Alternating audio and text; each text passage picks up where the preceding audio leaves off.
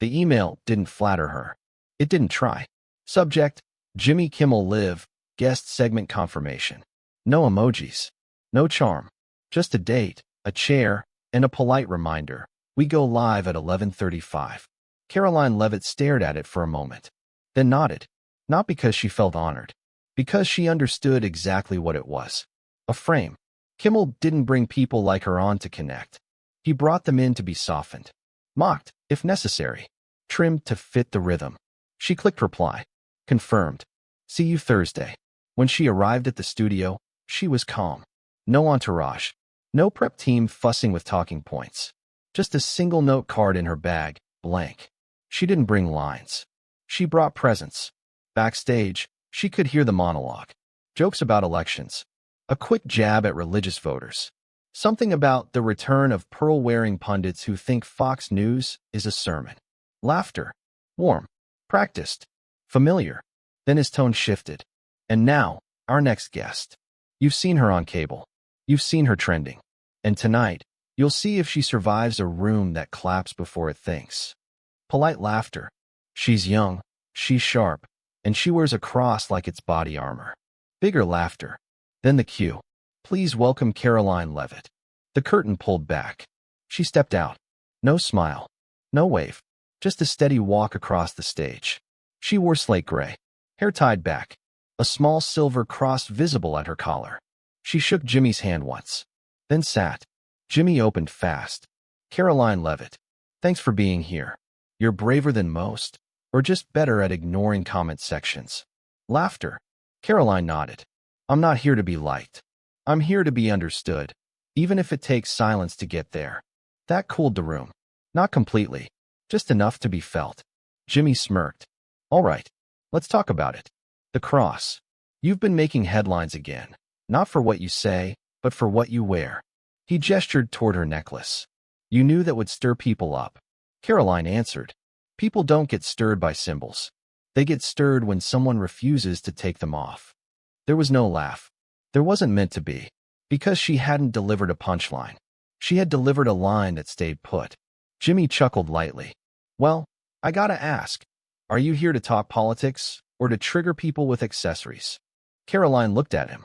If a cross triggers someone more than my policies, that's a reflection of the room, not me. No one clapped. Not yet. But they were listening. Jimmy tried again. Look, it's late night. We're built for satire. You sure this is the place for sacred symbols? Karoline replied. Sacred things don't stop being sacred just because the lights are brighter. He leaned back slightly. His smile didn't fade, but it didn't lead anymore. Karoline hadn't raised her voice. She hadn't pushed. She had simply refused to yield. And now the rhythm was different. Jimmy tapped his pen once on the desk. Not a cue. Just a reflex. The room hadn't tilted yet, but it wasn't laughing where it usually did. He smiled. You've been on a lot of shows lately. Some friendlier than this one. Why say yes to this? Karoline said. Because the rooms that misrepresent me the most are the ones that need me to sit still the longest. The audience shifted. Not laughing. Not clapping. Just listening. Jimmy raised an eyebrow. Well, you're doing more than sitting still. You've got people talking. Faith in politics. Crosses on camera. You're making statements. Karoline didn't blink. Everything is a statement. The question is whether it's honest or strategic. Jimmy leaned in. So what's yours? That conviction doesn't need the room's permission to exist. He smiled again. It didn't carry the room. All right. Let me say what some people are thinking. You wear the cross like a microphone. To be seen, to provoke. Karoline replied. If it were for show, I'd take it off when the room turns. But I keep it on. Because it's not decoration.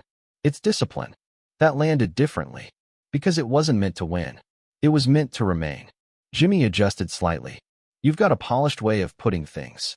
That's what people say when they hear truth spoken without apology.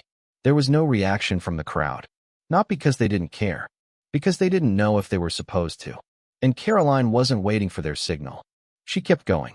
This isn't about being right. This is about not disappearing when the room expects you to soften. Jimmy tried to pivot. Well, we're glad you didn't disappear. This is good TV. Karoline said. I didn't come for TV. I came for the part after the clip. When people decide if they're more comfortable with applause than honesty. That line didn't pause for effect. It didn't build tension. It held it. And now, the space between them was starting to feel like something the format couldn't frame. Jimmy looked down at his cards. He flipped one, then another. Didn't read either.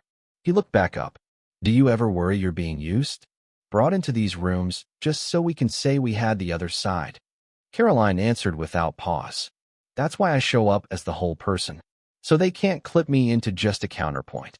A few people in the audience nodded. Not applause. Recognition. Jimmy leaned back.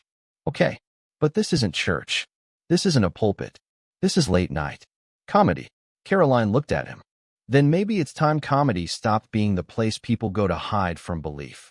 There was a pause. Not because the audience disagreed.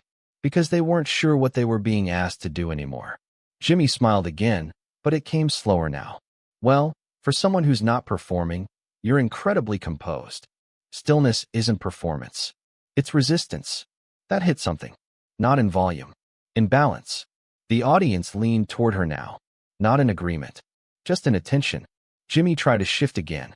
You've been called a provocateur, a fire starter, even a culture warrior. Karoline didn't flinch. That's what they call someone who stays rooted when the conversation moves too fast to hear the truth. Jimmy tapped his card on the desk once. Do you think you're misunderstood? I think I'm inconvenient. That line didn't land like a mic drop. It didn't rise. It settled. And for a full second, no one moved. No joke. No applause. Just the weight of a guest who hadn't come to fit the frame, and therefore couldn't be shaped by it. Jimmy Kimmel folded his hands. The audience was still watching, still engaged, but not in the way the show was built for. They weren't laughing. They weren't clapping. They were waiting. And Karoline Leavitt wasn't rushing to fill that wait. Jimmy tried again. You must know how this looks.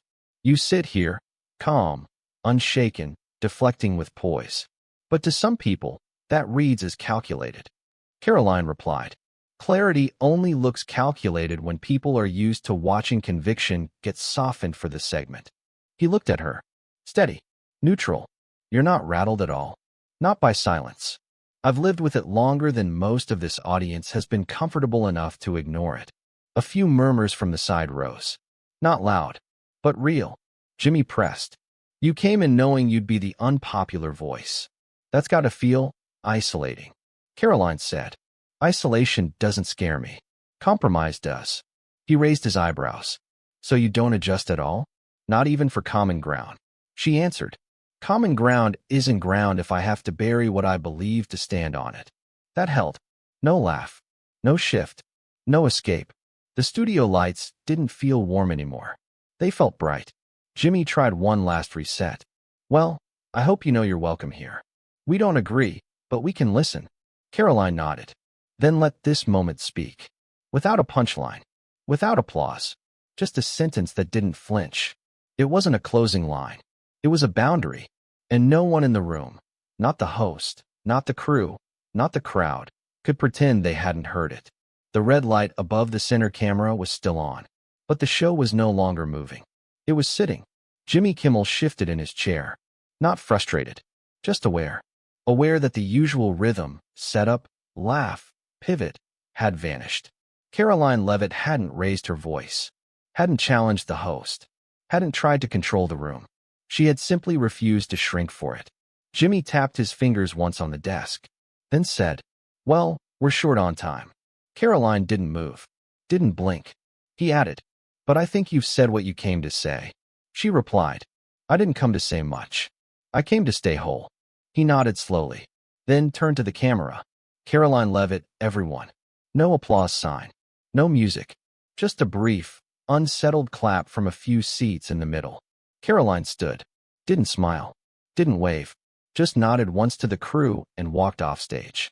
No dramatics. No exit line. No glance back. Because she hadn't come to perform. She had come to remain unbent. Backstage, a producer asked quietly, Do we cut any of it? Another voice, older, calmer, said, No. She didn't do anything wrong. She just didn't play along. The episode aired in full. No edit. No music bed. No recap. Just silence. Longer than usual. Sharper than expected. Online, The clip didn't explode. It circulated, quietly, with captions like, "Watch until the end." No one raised their voice. That's why it worked. She didn't come to win. She came not to flinch. Jimmy didn't reference it again, but the tone in his next few interviews softened. Fewer jokes over serious answers. More space between question and interruption. Just enough change to prove something had landed. Karoline gave no post-interview statement. No tweets. No post. No retelling. When asked about it 2 weeks later, she said, "The most important moments aren't the ones that go viral. They're the ones that couldn't be cut without losing something real."